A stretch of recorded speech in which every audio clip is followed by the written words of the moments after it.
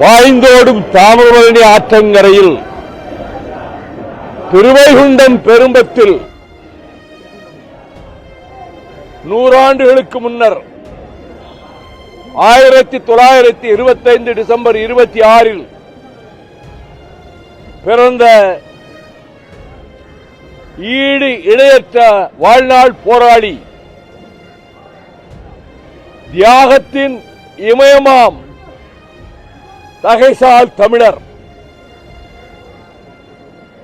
சின்னஞ்சிறு பிராயத்தில் மாணவனாக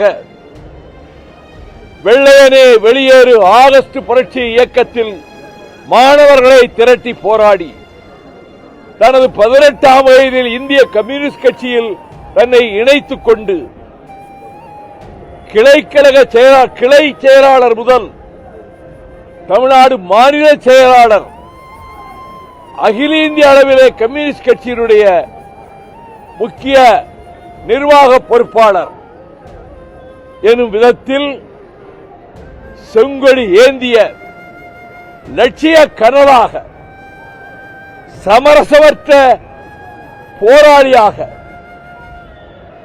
அவர் நடத்திய அந்த துன்பமும் துயரமும் நிறைந்த அடக்குமுறை எதிர்கொண்ட வாழ்க்கையில் 7 ஆண்டு காலம் சிறையில் இருந்தார். 2 ஆண்டு காலம் அவர் தலைமறைவு வாழ்க்கை நடத்திய போது ஒரு கட்டத்தில் காவல்துறையினர் அவரை கண்டுபிடித்து கைது செய்து ஒரு குன்றின் சரிவிலே கொண்டு போய் நிறுத்தி சகிக்க முடியாத, நாம் கற்பனை செய்ய முடியாத சித்திரவதைகளை செய்தனர். அனைத்தையும் தாங்கிக் கொண்டார். அலறவில்லை, கூச்சலிடவில்லை, போதும் என்று சொல்லவில்லை. அது உச்சக்கட்டமாகத்தான் அந்த தாமிரபரணி ஆற்றங்கரை தெற்கு சீமைக்கே உரியவர்களினுடைய அடையாளமாக அடர்ந்த முறுக்கு மீசை அந்த அண்ணன் நல்லகண்ணுடைய முகத்தில் இருந்ததை கண்டு சகிக்காத அந்த கொடிய விலங்குகளை விட மோசமான மனம் படைத்த காவல்துறையினர் அந்த மீசையினுடைய ஒவ்வொரு ரோமத்தையும் பிடுங்கி அதிலே கொண்டாட்டம் நடத்தினார்கள். அவர் வாயாலேயே இதனிடத்திலே சொல்லியிருக்கிறார் எப்படி நடந்தது என்று. சிறை வாழ்க்கையை தவ வாழ்க்கையாக ஏற்றுக்கொண்ட அண்ணன் கம்யூனிஸ்ட் கட்சி நடத்திய அனைத்து போராட்டங்களில் தொழிலாளர் வர்க்கத்தினுடைய, பாட்டாளி வர்க்கத்தினுடைய உரிமை கொடியை உயர்த்தி நடத்திய அத்தனை போராட்டங்களிலும் பங்கேற்றதோடு அவருக்கு பெண் கொடுத்த மாமனார் அந்த திருநெல்வேலி தூத்துக்குடி சீமையில் நடக்கக்கூடாத சாதிக்கலவரம் உண்டு. அவரது மாமனார் படுகொலை படுத்திருந்த இடத்திலேயே படுகொலை செய்யப்பட்ட போது அங்கு சென்று மாமனாரின் பூத உடலுக்கு பக்கத்தில் போய் நிற்காமல் கம்யூனிஸ்ட் கட்சி அறிவித்திருந்த நெல்லை மாவட்டத்தின் பிரிதொரு பகுதியிலே போராட்டத்திலே போய் கலந்து கொண்டவர். அவர் தலை சிறந்த படிப்பாடி. எந்த நிகழ்ச்சிக்கு கலந்து கொண்டு பேசுவதானாலும் அதற்கான அந்த பொருளுக்கான ஆதாரங்களை எத்தனை நூல்கள் உண்டோ அத்தனையும் படித்து சின்ன சின்ன சின்ன குறிப்புகளாக வைத்துக் கொண்டு அதை பார்த்து பேசாமல் அனைவரையும் திகைக்க வைக்க விதத்திலே அவரது உரை அமையும். சுதந்திர தமிழீழ விடுதலைக்கு தமிழீழ விடுதலை புலிகள் கொடூரமான இனப்படுகொலையை எதிர்கொள்ள நேர்ந்த காலத்தில் 2008 அக்டோபர் 2ஆம் தேதி இந்திய கம்யூனிஸ்ட் கட்சி மிகப்பெரிய உண்ணாநிலை அறப்போர் நடத்தியதில் கலந்து கொண்டது மட்டுமல்ல, அந்த ஈழத்து இனப்படுகொலையை கண்டித்து தமிழ்நாட்டில் பல பகுதிகளில் நடைபெற்ற கண்டன கூட்டங்கள், உண்ணாநிலை போராட்டங்கள் அனைத்திலும் அண்ணன் நல்லகண்ணு கலந்து கொண்டார். அவர் புரட்சியாளர். புரட்சி என்ற சொல்லுக்கு இலக்கணமாகவே வாழ்ந்தவர். அவர் நெஞ்சில் ஈழத்தில் தமிழனுக்கு தமிழ்நாடு கிடைக்கட்டும் என்ற பேராசை இருந்தது. களத்தில் என்ற புலிகள் மீது அவருக்கு பெரிய மரியாதை இருந்தது. அதை நான் பக்கத்தில் இருந்து அறிந்தவன். அவருடைய உடல் நலனிலே அக்கறை கொண்டு என் எளிய இல்லத்துக்கு, என் கரிங்கப்பட்டி கிராமத்துக்கு 3 முறை வந்த அண்ணன் நல்லக்கண்ணு அவர்கள், என்னை பெற்ற தாய், அவருக்கு என்ன விதமான உணவில் எதை தவிர்க்க வேண்டுமோ அதையெல்லாம் அந்த கட்சி முக்கியஸ்தரிடம் நாங்கள் தெரிந்து கொண்டு அந்த விதத்திலே உணவு படைத்து வீட்டிலே நீண்ட நேரம் அவர் இருந்து எவ்வளவு ஒரு ஆறுதலை தந்தார் என்பதும், அவர் 8 வயதில் தாமிரபரணி ஆற்றங்கரையிலே கட்டப்பட்டிருந்த பால திறப்பு விழாவில் கலெக்டரும் ஜில்லா போர்டு தலைவரும் இருக்கிற அந்த கூட்டத்தில் ஒரு ஓரமாக நிற்பதை அந்த புதுக்குடியில் இருக்கக்கூடிய தேநீர் கடை உரிமையாளர் இந்த போட்டோவிலே இந்த ஓரத்திலே இருக்கிற பையன் யார் தெரியுமா? நம்ம தலைவர் நல்லக்கண்ணு என்று சொன்னார். அந்த புகைப்படத்துக்கு பிரதி எடுத்துக்கொண்டு போய் என் கிராமத்து வீட்டில் வைத்திருக்கிறேன். 8 வயது நல்லகண்ணு அரைக்கால் சட்டை போட்ட மாணவனாக அதிலே நின்று கொண்டிருக்கிறார். அவருக்கு மரணம் இல்லை, நல்லகண்ணுவுக்கு மரணம் இல்லை. நல்லகண்ணு என்கின்ற அந்த மாபெரும் புரட்சியாளனுக்கு, வாழ்நாள் போராளிக்கு அவர் காலத்தை கடந்து வாழ்கிறார். செங்கொடி தூக்கும் தோழர்களுடைய உள்ளங்களிலும் வாழ்கிறார். இந்த இன்ப தமிழ்நாட்டின் வாழ்வாதாரங்களை காப்பதற்கான போராட்டங்களில், ஆற்று வனவை பாதுகாக்கின்ற போராட்டங்களில், சுற்றுச்சூழலை பாதுகாக்கின்ற போராட்டங்களில் அவர் தவறாது பங்கெடுத்துக் கொண்டார். அப்படி முன்னின்று செங்கொடி பட்டாளத்தை வழிநடத்தி செல்வதற்கு அவர் இல்லை என்றாலும் தோழமைக்குரிய செங்கொடி வீரர்கள், இந்திய கம்யூனிஸ்ட் கட்சியுடைய காம்ரேடுகள் ஒவ்வொரு போராட்ட களத்துக்கு போகும்போதும் அதில் முன்னால் நின்று அண்ணன் நல்லகண்ணு வழிநடத்தி செல்கிறார் என்று மானசீகமாக நினைத்து அவரை நெஞ்சிலே நிறுத்தி, அதுவே ஒரு ஊக்கத்தை தரும், உந்துதலை தரும்.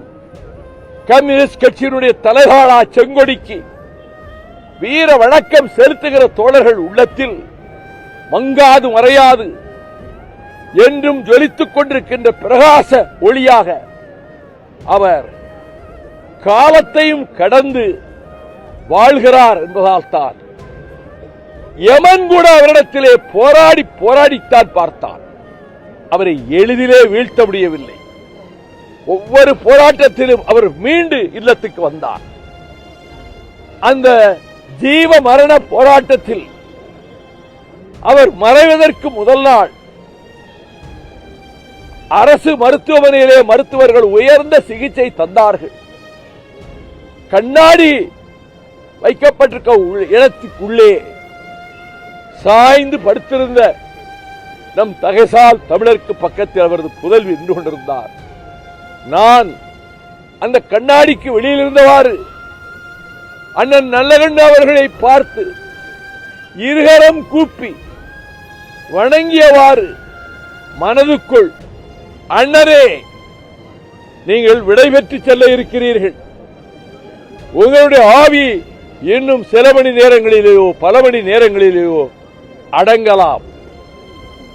உங்கள் உயிர் பறவை பிறந்து போகலாம். ஆனால் இந்த நேரத்தில் நான் பிரார்த்தனை செய்வதெல்லாம் உங்களுக்கு இருந்த அந்த உறுதி எனக்கு வேண்டும். உங்களுக்கு இருந்த சமரசமில்லாத லட்சிய தாகம் எனக்கு வேண்டும்.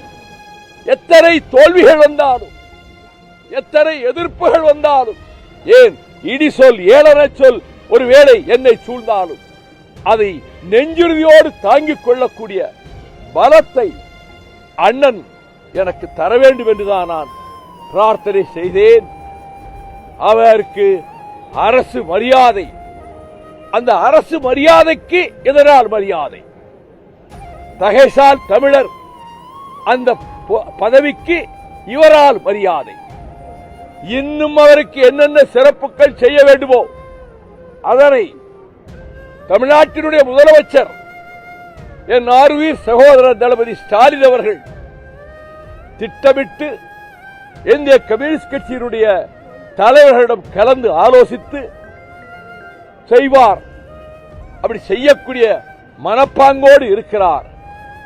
அண்ணன் நல்லகண்ணுடைய இந்த பிரிவில் வந்து கண்ணீர் சிந்தி மலர்களை சூட்டி அவருக்காக புரட்சி முழக்கம் எழுப்ப எத்தனை எத்தனை எத்தனை கட்சிகள், இந்த தமிழ்நாட்டிலே இருக்கக்கூடிய அரசியல் கட்சிகள் மட்டுமல்ல, பொது நலனில் அக்கறை கொண்டவர்கள் அத்தனை பேரும் இந்த மாமனிதனுடைய மேனியை காணத்தான் வருகிறார்கள்.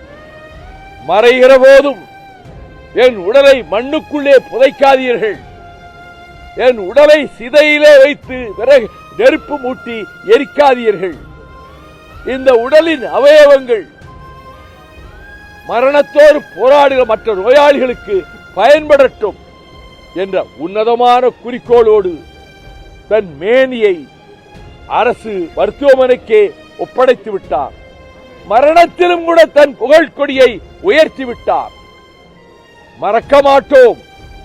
என்னை பொறுத்தவற்றில் அண்ணன் நல்லகண்ணு அவர்களை மறுகால் குறிச்சியிலே காவல்துறையினர் உள்ளே புகுந்து அப்பாவி இளைஞனை சுட்டுக் கொண்டதை கண்டித்து தாலுகா அலுவலகத்துக்கு எதிரே 1000 பேரோடு உண்ணாவிரதம் இருந்த போது சென்னையிலிருந்து விருந்தோடி வந்து அந்த உண்ணாவிரத பந்தலில் அவர் உடல் நலம் கெட்டிருந்த நிலையிலும் உட்கார்ந்து மாலை 6 மணி வரையிலும் எத்தனை செய்திகளை சொன்னார்.